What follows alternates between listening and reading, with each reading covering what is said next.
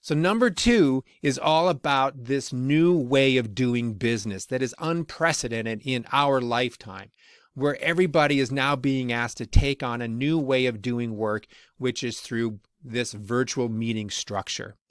And there's some things that I'd like to share with you that have been very useful for us and our clients over the years. One, we really encourage face-to-face virtual conversations through video chats versus phone calls. Phone call is not bad, but it's not as good as a regular face-to-face.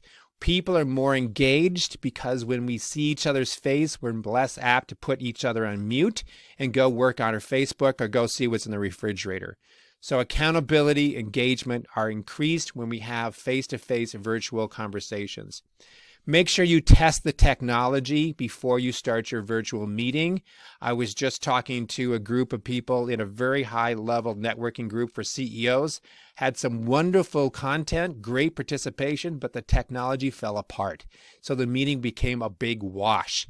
Very important to test these things out. Also, make sure that the facilitator does not also have the job of being the technician. They should be two separate people because it's too much to do for one person. Make sure that everyone has a computer camera and the right platform for the virtual meeting, such as Zoom, GoToMeeting, and Skype.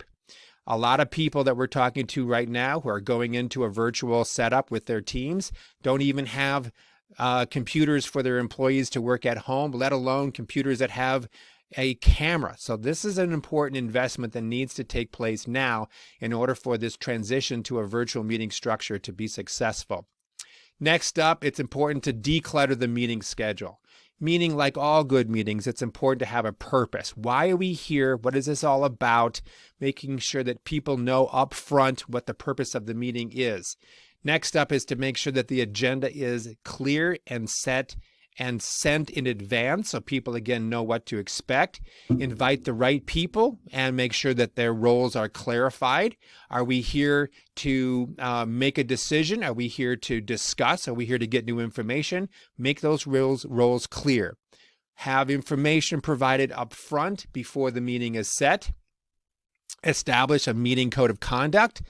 Good meetings, whether they be virtual or not, should have that kind of code of conduct. How do we behave during a meeting? What's our commitment to one another?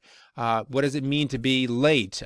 What is our process for making decisions? These things need to be spelled out and maybe reviewed at the beginning of each meeting.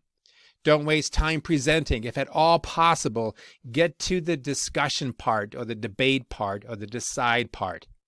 Remember the last time you sat in a live meeting and somebody ran through a 45-slide PowerPoint and how disengaged you became. Now put that same slide deck presentation in a virtual meeting and your disengagement will even be worse.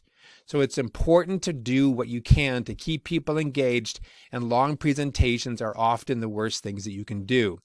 Get to the point sooner, make sure you send these presentations out for review, and focus on discussions, debating, and deciding. And then, of course, allow enough time on the agenda for open discussion. Don't just sneak it in, but put it on the agenda. 15 minutes, 20 minutes, whatever it is. Sometimes it's often good to put that at the beginning of the meeting, not at the end, because often the pressures of the day force us into taking up the time. So those are some of the virtual meeting structure ideas I wanted to share with you.